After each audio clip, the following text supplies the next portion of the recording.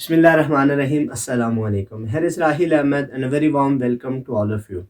Students, I hope you all are doing well. Today we will discuss another topic, that is application of ideal gas equation. आज के इस lecture के अंदर हम ideal gas equation की application के ऊपर बात करेंगे.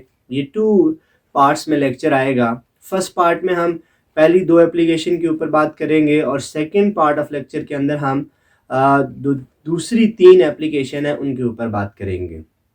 आपने आइडियल गैस इक्वेशन पढ़ी थी, that was PV is equal to nRT.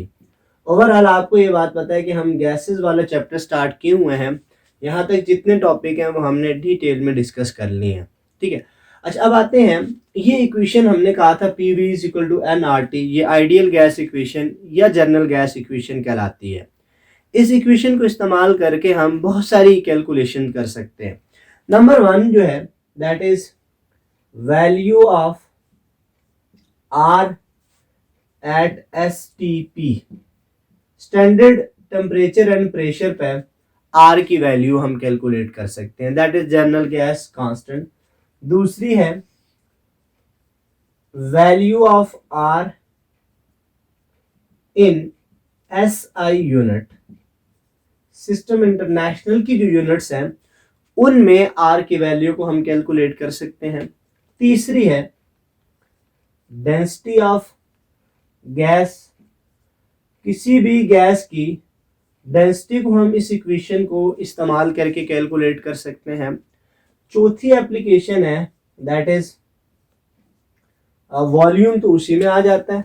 हम ये कहेंगे concentration of gas, concentration of gas, ये चौथी एप्लीकेशन है इसके. और पांचवी जो एप्लीकेशन है, that is mass of a gas. ये 5 एप्लीकेशन है जो हम इस इक्वेशन को इस्तेमाल करके कैलकुलेट, या ये 5 चीजें हैं जिनको हम इस इक्वेशन को इस्तेमाल करके कैलकुलेट कर सकते हैं. तो सबसे पहले हम फर्स्ट की बात करेंगे, that is value of R at STP, standard temperature and pressure पे R की वैल्यू हमें क्या मिलेगी, वो इस इक्वेशन को देखते हैं. इसी इक्वेशन को अगर हम रीअरेंज करें फॉर R, मैं अगर इसको यूं लिखूं nRT is equal to PV, कोई फर्क नहीं पड़ेगा. अब आप यहाँ पे देखिए, इस साइड पे N और T मल्टीप्लाई हो रहे हैं. मैं इसको इक्वालिटी साइन के इधर लेके आऊं तो आपको मैथमेटिक्स का रूल पता है कि ये डिवाइड हो जाएंगे दोनों. PV एंड T, ये हमारे पास इक्वेशन बन जाएगी जो R के लिए हमें इनकी अगर वैल्यूज पता हो तो हमारे पास R की वैल्यू आ जाएगी. अब standard pressure, standard temperature, standard volume की बात करते हैं. ठीक है. यहां से याद रखना, जो स्टैंडर्ड टेम्परेचर, प्रेशर, वॉल्यूम है, इसको आपने ध्यान में रखना है. स्टैंडर्ड टेम्परेचर होता है 273 केल्विन. ठीक है. स्टैंडर्ड जो प्रेशर है, दैट इज 1 ATM. ठीक है. और जो स्टैंडर्ड नंबर ऑफ मोल्स हैं, ये आपके पास आ जाएंगे 1 मोल. ठीक. और जो वॉल्यूम है, दैट इज स्टैंडर्ड वॉल्यूम, यानी कि स्टैंडर्ड कंडीशन पर जो वॉल्यूम है, दैट इज 22.4 डेसीमीटर क्यूब. ये 4 वेरिएबल हैं जो आपने यहाँ पे देखे. स्टैंडर्ड कंडीशंस पे इन चारों की वैल्यूज ये होती हैं. These are standard values for temperature, pressure, number of mole and volume. अब इन सारों की वैल्यूज हम इस इक्वेशन में पुट करें तो हमारे पास क्या आता है, इसको देखिए. R इज इक्वल टू, देखिए T है आपके पास, यहाँ पे P है. फर्स्ट ऑफ ऑल आप P पुट कीजिए, 1 ATM multiply by volume 22.4 decimetre cube divided by, आपके पास क्या आ रहा, number of mole 1 mole multiply by temperature 273 kelvin. ये बाकी जितने भी वेरिएबल्स हैं, इन वेरिएबल्स को आप वेरिएबल तो आपके पास ऐसे ही आएंगे, ये जो वैल्यूज हैं इनको आप मल्टीप्लाई और डिवाइड करें. आपके पास यूनिट क्या आनी चाहिए, यूनिट देखिए ATM, मैं उसकी वैल्यू लिखता हूं अभी. ATM साथ में dm क्यूब, और ये क्या हो जाएगा पर मोल पर केल्विन। ये यूनिट याद रखनी है। जब भी हम आर की वैल्यू आप स्टैंडर्ड कंडीशन पे देखोगे तो स्टैंडर्ड कंडीशन पे आर की वैल्यू के लिए यूनिट आती है और आर की वैल्यू है 0.08। बस इतनी सी याद रख लो, 0.082 आगे जो भी है आप 2 डिजिट तक याद रखो पॉइंट के बाद। 0.08 atm dm क्यूब पर मोल पर केल्विन, ये आपके पास आ गया आर की वैल्यू एट स्टैंडर्ड कंडीशंस। तो आई होप इसमें आपको कोई इतनी परेशानी नहीं हुई होगी। ये एक आसान सा टॉपिक है जो आपने ये कांस्टेंट वैल्यू याद रखनी है, सम टाइम ये ऑब्जेक्टिव में आपके पास आ जाती है।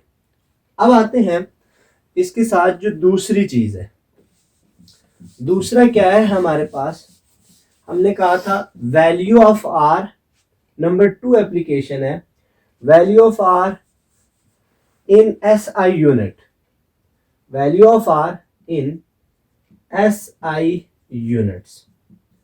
SI यूनिट्स में R की वैल्यू क्या आएगी, इसको देखना आपने। यहां देखिए टेम्परेचर, SI यूनिट में भी गैसेस के लिए हम टेम्परेचर को केल्विन में लेते हैं, लेकिन ये जो प्रेशर है 1 atm, ये याद रखना ये न्यूटन पर मीटर स्क्वायर में लिया जाता है। That is equal to 101325 newton पर मीटर स्क्वायर। ठीक है, स्टैंडर्ड प्रेशर हम एटीएम में लेते हैं, that is equal to 1 atm, और यही 1 atm इक्वल होता है 101325 न्यूटन पर मीटर स्क्वायर।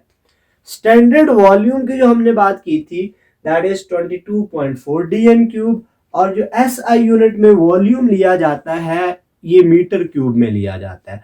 अब आप dm क्यूब को मीटर क्यूब में चेंज करोगे तो आप इसको डिवाइड करोगे 1000 से। जब आप इस dm क्यूब को 1000 से डिवाइड करोगे तो ये आपके पास चेंज हो जाएगा मीटर क्यूब में। तो इसकी वैल्यू क्या बनेगी, 0. ये 3 डिजिट उधर जाएगा, 0224 मीटर क्यूब। तो वॉल्यूम क्या आ गया SI यूनिट में 0.0224 metre cube. Number of mole तो यही आ गए, प्रेशर क्या आ गया 101325 न्यूटन पर मीटर स्क्वायर, और टेम्परेचर क्या आ गया 273 केल्विन। अब आते हैं मजीद उसी तरह से उसमें इक्वेशन में हम वैल्यूज पुट करते हैं। R is equal to pressure क्या है जी 101325 न्यूटन पर मीटर स्क्वायर। ठीक है, मल्टीप्लाई बाय साथ में क्या है वॉल्यूम, वॉल्यूम कितना है 0.0224 मीटर क्यूब, डिवाइडेड बाय क्या है जी N number of mole 1 mole, multiply by temperature कितना है 273 केल्विन। अब आप देखिए यहां से ये जो है और ये एक दूसरे के साथ कैंसिल हो जाएंगे, यहां पर रह जाएगा 1 मीटर, कैंसिल कीजिए मीटर रह जाएगा। आपके पास पहले यूनिट को देख लीजिए फिर हम उसकी वैल्यू को भी देखते हैं। न्यूटन यहां से दोनों गए, ठीक है, और यहां से रह गया मीटर, इसका मीटर रह गया स्क्वायर उसके साथ कैंसिल हो गया, साथ में पर मोल पर केल्विन, पर मोल पर केल्विन। ठीक है, और इसको आप डिवाइड करोगे सारों को तो ये वैल्यू बनती है 8.313। इस वैल्यू को एग्जैक्टली भी देख लेना, इस वैल्यू को याद होना इतना इंपॉर्टेंट नहीं है जितना आपकी एग्जैक्ट यूनिट का आना इंपॉर्टेंट है। जब आप ये कैलकुलेशन करेंगे या कहीं पे भी आपको ये कह दिया जाता है कि आप ये कैलकुलेट करें तो मेन जो चीज है दैट इज यूनिट, आपकी यूनिट ठीक आनी चाहिए। तो अगर आप SI यूनिट में R की वैल्यूज देखोगे तो वो किस में आएगी न्यूटन मीटर पर मोल पर केल्विन। आई होप ये बात आपको अच्छी तरह से क्लियर हो जाएगी। इसको थोड़ा सा समटाइम और वैल्यूज में भी लिखा गया होता है। देखिए आपने ये बात पढ़ी हुई है कि जाउल यूनिट है, ठीक है, ये किसके इक्वल होता है न्यूटन मीटर के। 1 joule is equal to newton metre. तो आप इसी वैल्यू को यूं भी लिख सकते हो कि R is equal to 313 joule per mole पर केल्विन। आप अगर ये यूनिट लिखोगे तो न्यूटन मीटर की जगह आ जाएगा जाउल आ जाएगा। ठीक है, तो आई होप ये बात भी आपको अच्छी तरह से क्लियर होगी कि अगर आर की वैल्यू को आप जाउल में लिखेंगे तो ये किस तरह से आएगा। ठीक है, इसके साथ सम टाइम इसी जाउल को कन्वर्ट किया जाता है कैलोरीज में। ये मैं आप पे छोड़ता हूं कि आपने जाउल की वैल्यूज को कैलोरीज में कैसे कन्वर्ट करना है, उसको कमेंट बॉक्स में शेयर करना है इस वीडियो के बाद। इस वीडियो को देखने के बाद आपने जाउल को कैलोरीज में या किलो कैलोरीज में कैसे कन्वर्ट करेंगे, क्या फार्मूला है, क्या रिलेशन है, 1 जाउल कितने कैलोरीज के इक्वल है या 1 कैलोरीज कितने जाउल के इक्वल है, ये दोनों बातें आपने कमेंट बॉक्स में खुद बतानी है। नेक्स्ट वीडियो के अंदर हम फर्स्ट इसको डिस्कस करेंगे, फिर उसके बाद हम अपनी अगली जो एप्लीकेशन है उन पर बात करेंगे। आई होप ये दोनों एप्लीकेशन आपको अच्छी तरह से क्लियर हो गई होंगी। Still, if you have any confusion regarding these two applications, you can mention it in comment box. We will see you in another lecture. Till then, thank you very much.